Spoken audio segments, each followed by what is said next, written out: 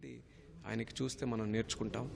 ఆయన కూడా అంచెలంచెలుగా ఎదుగుతూ వస్తూ ఎదిగిన కొద్దీ ఒదిగి ఉండాలని ఆ తాలూకా ప్రిన్సిపల్ని ఆయన కుటుంబ సభ్యులకే కాదు, ఈరోజు ఆయనకున్నటువంటి సమాజం అందరికీ కూడా అది చూపించి వెళ్ళాడు.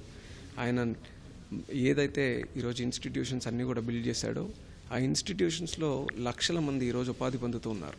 అయితే ఇందులో గొప్పతనం ఏంటంటే ఆ ఇన్స్టిట్యూషన్స్లో పనిచేసినటువంటి ఏ వ్యక్తికి మనం పట్టుకున్నా సరే అదే డిసిప్లిన్, అదే కమిట్మెంట్, అదే పంక్చువాలిటీ ఈరోజు ఉందనంటే ఎంత బలంగా ఆయన ఇన్స్టిట్యూషన్స్ని విలువలతో కూడినటువంటి పరిస్థితిలో నడిపించాలని ఆయన కనుక్కున్నారో ఈరోజు మనకందరికీ కూడా తెలుస్తుంది.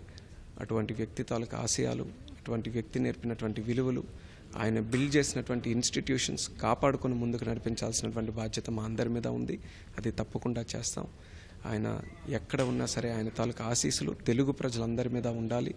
ఆయన నిరంతర పోరాట యోధుడిలాగా ఆఖరి నిమిషం వరకు, కొన్ని సందర్భాల్లో వయసు సహకరించకపోయినా, ఆయనకు ఆరోగ్యం సహకరించకపోయినా సరే ఆయన పోరాట పటిమ మాత్రం ఇప్పుడు కూడా వదిలిపెట్టలేదు.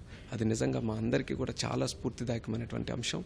మరొక 2 రోజుల్లో దేశంలో జరిగినటువంటి పరిణామాలు, రాష్ట్రంలో జరిగినటువంటి పరిణామాలు అవన్నీ కూడా చూస్తుంటే ఆయనకి మరింత ఆనందం కలిగేదేమో అన్నటువంటి బాధ మరింతగా మాకు కలిచివేస్తుంది.